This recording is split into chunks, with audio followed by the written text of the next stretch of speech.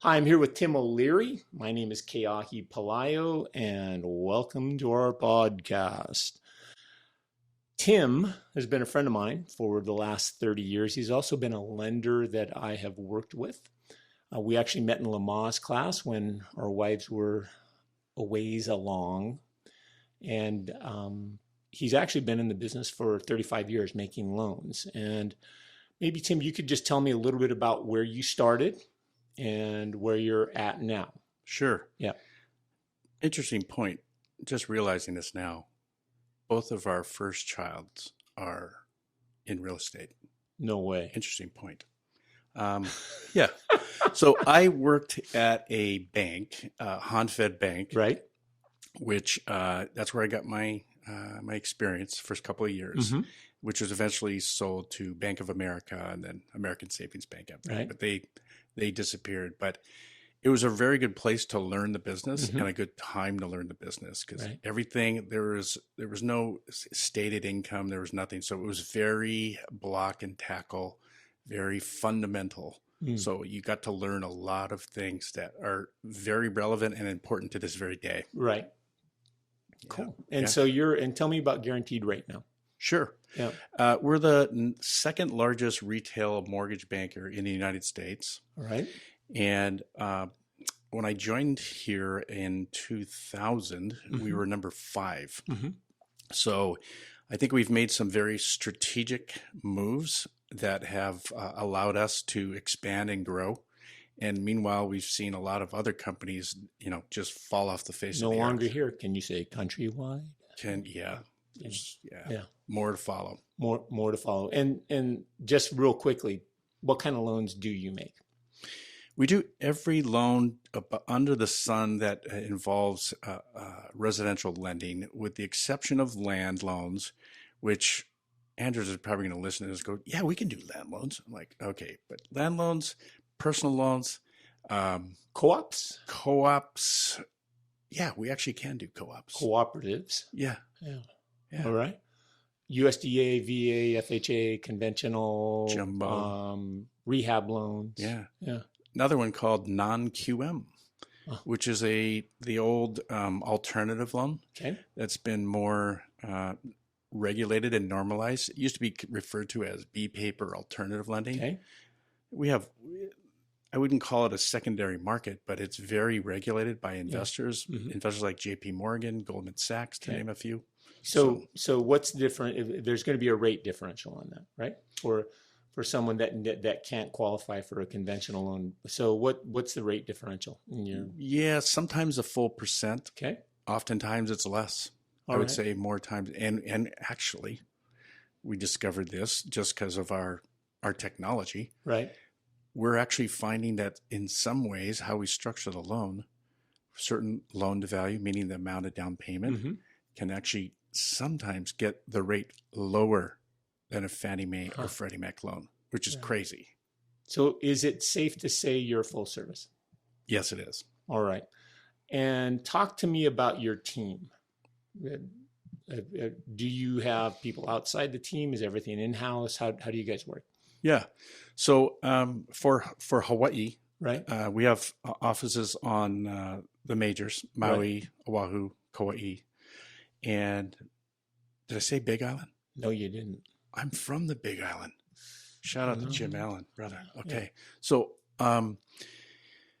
so we actually have about 30 loan officers in the state, Okay. and many of us can do loans outside of Hawaii because we're licensed, because it's a state thing. Right.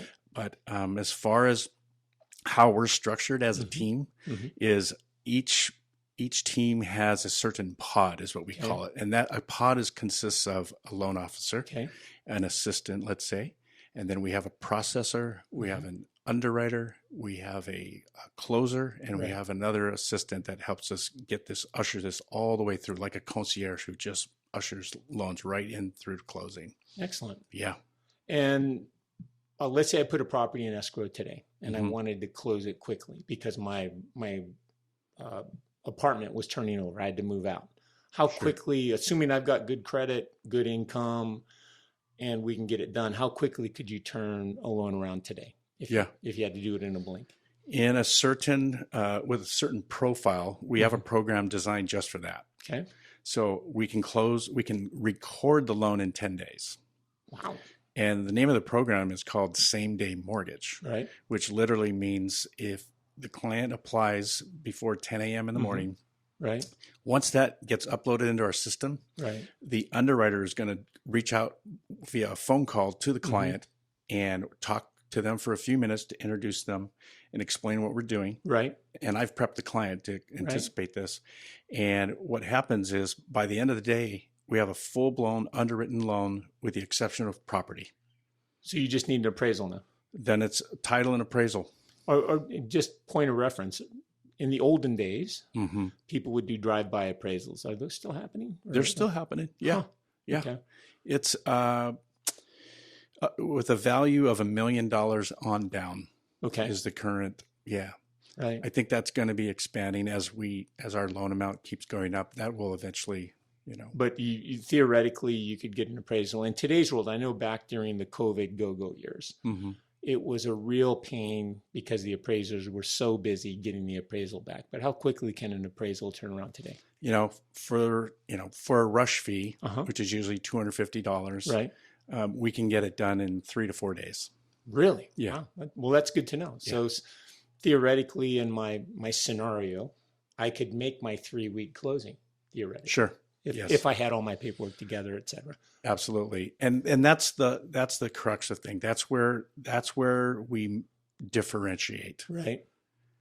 The more prepared we are, the more prepared our clients are, the smoother and quicker the transaction can go. Right. And that includes even the sellers.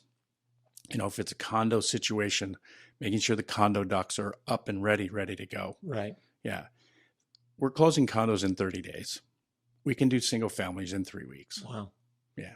So I'm going to look at the camera.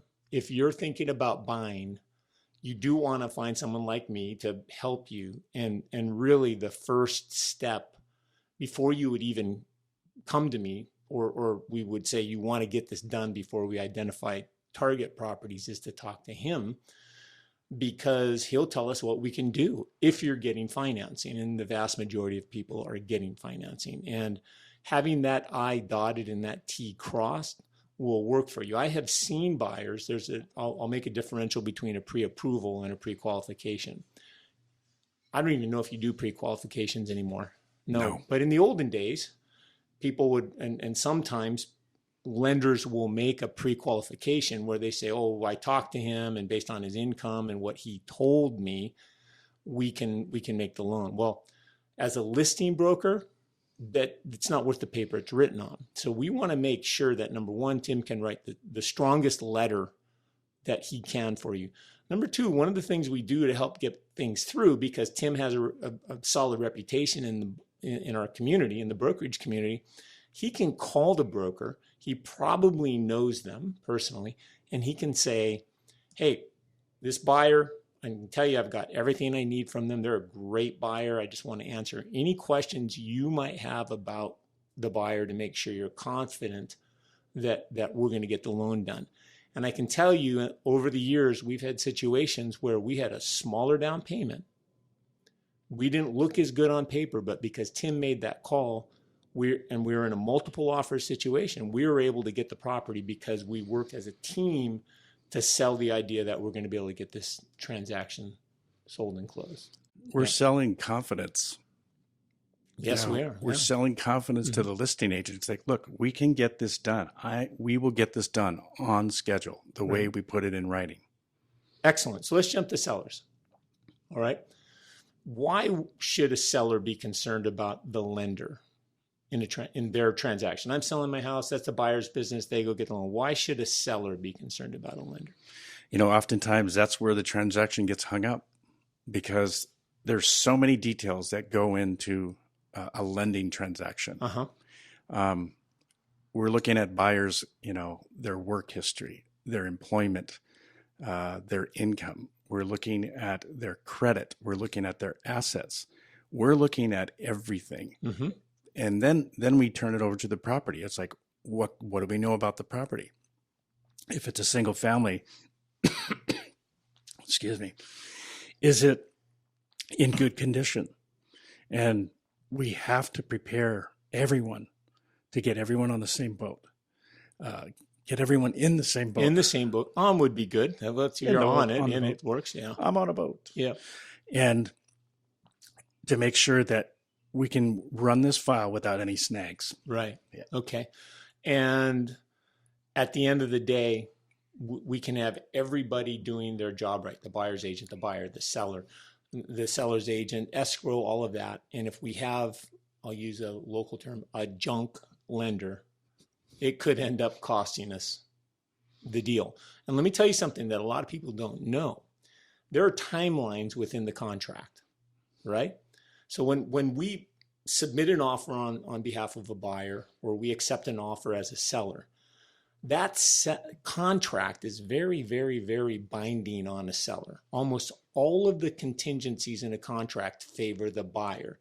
One of the only ways a seller can cancel a transaction is by not making the lender timelines.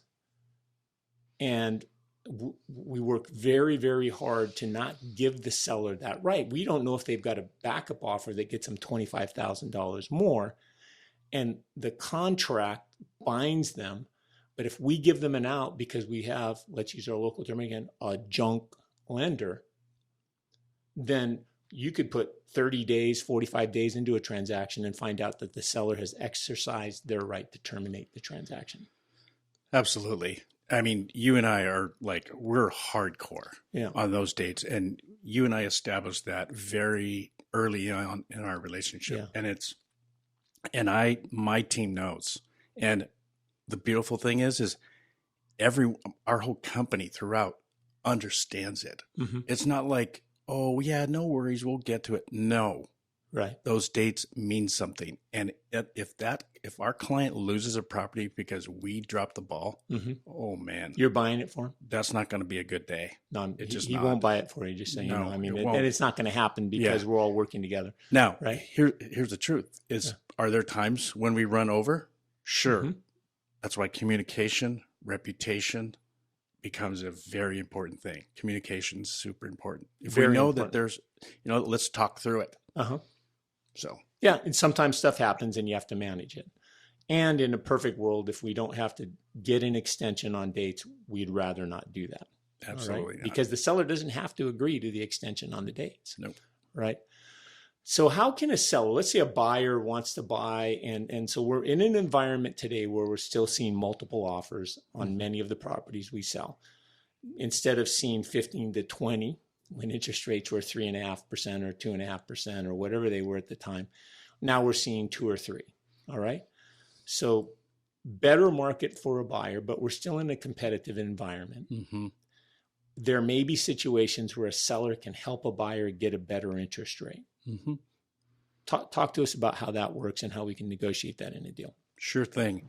With today's high interest rates, it's challenging for buyers to qualify for a mortgage. Mm-hmm. And I strongly suggest being in today's market is like a golden opportunity right now because you have less interested people. Okay. Everybody wants to buy when interest rates are low. They actually did. Yeah. And they will again and again and again. Right. So anyone out there waiting for interest rates to drop, be prepared to overpay for that property. Am I right? 100%. As when interest rates get to when they adjust down to what people perceive as a low interest rate. And I think perception is going to change. Question. Are we ever going to see 3% interest rates again? Not likely. I think the Treasury's starting to buy Treasuries again. Right. So that's going to be, I think that can help us. In English, what does it mean that the Treasury's buying bonds? We're buying our own U.S. bonds. Right. And what that did a few years back is it artificially dropped interest rates. Okay. But we couldn't continue. We couldn't, sustain that. So, inflation is the current enemy right now. Right. And Jay Powell is doing everything he can without looking partisan, trying to get those rates down. So We saw a great rally the last 2 weeks. We had rates at 7.25. I quoted a rate of 6.5 today. Wow. Yeah. And that's, in my opinion, it's artificial because the Fed had to go buy bonds to increase demand, which dropped the bond rate, which allowed the 30-year fixed rate to come down. That's right. Right. Yeah. And the point with buyers waiting for an interest rate to drop is? The point is they think they can afford more, but guess what? There's other buyers right behind you that are going to be competing. Right. Here's the beauty. Let's say rates are at 6.5 and you want to wait till rates go down to 5.5, refinance it. Or, it's not. They'll let you do that? They let you do that. We'll take care of you. I'm going to make a note of that. Yeah. And the other thing is, like I don't know if we've talked about it, is the seller buy down. Yeah. So tell me about that. How can a seller buy down a rate? Right. So buying, like a 2-1 buy down, for example, a buyer comes to a seller and says, hey, we'll pay your list price, right, but we need a credit to buy down our interest rate, whether it's temporary or permanent. So let's use an example. Buyer's getting a $500,000 loan. Okay. From you. Yep. And he wants to buy the rate down. How much is that going to cost the seller? Oh, bro, I don't have my HP. What do you mean? I mean, it's like, how many points is it? Just let's use an example. For example, how many points is the seller going to have to pay? Generally, let's say it's about 3%. 3%. So $15,000. Yeah. And that ballpark would reduce the rate on a temporary basis to what? If today's 6.5, the the first year would be 4.5. Wow. For 12 months. Right. 13th month would go to 5.5. Okay. And the following 12 months would be 6.5. And so I'm just reading tea leaves here. So that's structured that way, and the theory is the buyer's going to get pay increases, maybe. No? Sure. Yeah. I mean, it could. Yeah. Yeah. But it's temporary. So here's what I think is in store for anyone that takes advantage of a buy down right now. All right. Because that money doesn't go away. Okay. If you refinance, let's say rates do drop to 5.5, and you're fast approaching, 6.5. Okay. It's like refinance it. That last year of subsidy that is going to be applied to the principal of your existing loan. Wow. So the amount of your mortgage would go down, or it would help with the cost. Exactly. Right? On the back end. Yeah. Great. Well, let me ask some buyer questions here. Fire away. We got them. Why should a buyer be nervous about online lenders? Yeah. Oftentimes the only thing that the online lenders can offer is an interest rate. Okay. Expand on that. What can't they offer? Yeah. They can't offer service. They can't match, they don't care. Imagine just opening your pipeline and having the lowest interest rate, and you're flooding your pipeline as a loan officer. Now you have too much business. You can't handle it. Right. That happens when you're you're providing the lowest interest rate. You can't keep up. Right. So there's a delicate balance. Offering a competitive rate that with a company, and there's many good companies out here out throughout the United States. There's a proper balance of getting a competitive rate with a company that's going to be able to deliver on the timelines like we talked about earlier. Right. That's all important. Companies that have good reputations. There's a lot of good loan officers in this town. Yeah. Yeah. And good companies. So working with in Washington, D.C., there's plenty of lenders that I've dealt with. Mm-hmm. And the challenge with working with them is their workday's over at 10 o'clock Hawaii time. That's right. Right? Yeah. And then many times they're processors in Chicago. They're closers in California. And what I see, and this is just anecdotally, and you might be able to comment on this. Anecdotally, there's not one person involved throughout the entire process or project to get the loan approved. The guy in Washington hands off to Chicago and he's done. Chicago hands off to California, they're done, right? Mm-hmm. And then we go in a stack in California and just wait our turn. You have any thoughts on that? Yeah. I think there's a number of companies that kind of do that. You're leveraging technology to do Uh-huh. that and trying to create certain efficiencies. But behind the technology Mm-hmm. has to be a strong leadership group Mm-hmm. that has a mission that needs to be, executed on a daily basis, and we have it. Okay. We don't mess around. Everything is measured. Metrics matter Mm-hmm. because our customers demand it, our partners demand it. Right. So we are constantly tweaking the mousetrap. Right. And we're one of the first companies that went online as far as digital mortgages. Mm-hmm. We were the first ones, and I can tell you, the bells and whistles that we have to automate and to help systematize a loan going through is just remarkable. Right. Yeah, we're still miles ahead of many lenders. Right. Yeah. So I'm going to jump on something that you said. You used the word partners. I'm going to use the word relationships. mm-hmm. Right. And I'll leave names out to protect the innocent. But we closed a loan earlier this year where my perception was that you closed it. You didn't do anything that you weren't supposed to do, but someone very high made a business decision that they wanted to close the loan, and that was partially because we've done work together in the past. That's right. Yeah. Right. And Yeah. and my perception is that had we not done the work in the past together, that the decision might have been different. Right. Right. Right. Reputation matters. Mm-hmm. Relationships matter. Right. I can tell you if because it was you, and I told you that.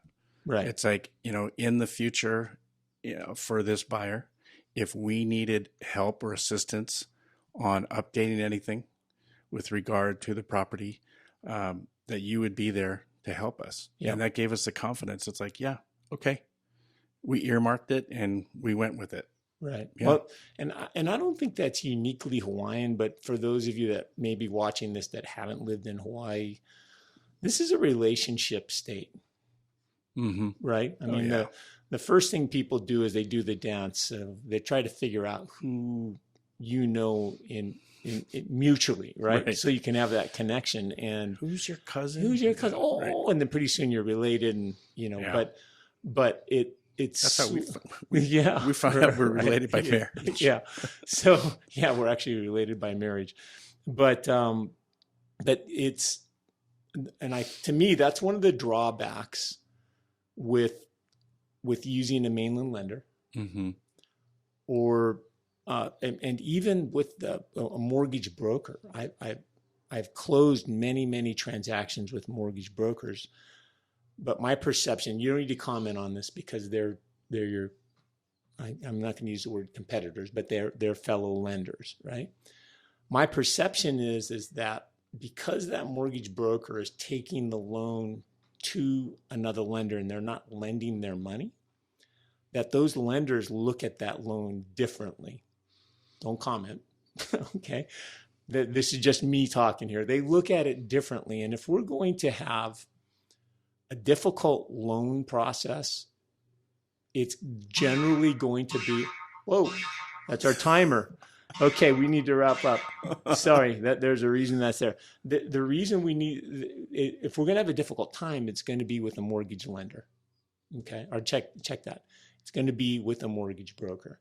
We'll get it done, but buckle up and put in your mouthpiece is and put your helmet on too, because so if you choose to work with a mortgage broker, my experience has been we may have, if you're going to have a rough time, it'll be with a mortgage broker. So we've come to the end of our time, and I just wanted to give you a minute to kind of summarize your thoughts on where we are, and then we'll wrap it up. So go ahead. Yeah. Well, I think now more than ever, there is great opportunity for first-time buyers as well as move-up buyers. Okay. Getting yourself prepared, right? And that means getting a pre-approval done. I mean, as basic as that sounds, right? It's the difference between closing in 3 weeks and 60 days with other lenders. Right. If you're a seller wanting to be somewhere else, It's like, who are you going to choose? Right? You want to get the job done. You want to hire the right team Right. to execute. Okay. Yeah, exciting times as far as interest rates. Right. There's going to be a refinance opportunity coming in the future. Right. So we're prepared for that. Great. And we want to take care of the people that took care of us, and we want to take care of them again. Good. So yeah. Let me jump on that and just say, and I'll wrap it up because we're at the end of our time. Your lender can give you a competitive advantage. Everybody focuses on the price you're offering. And one of the ways you can actually, when you're negotiating, is if you can perform faster than another buyer. I've seen sellers take offers that they otherwise might not have taken because we had a quality lender involved and we could perform faster. So if you have any questions, let me give you Tim's number. It's 808-227-1199. Feel free to call him and reference our podcast or the podcast.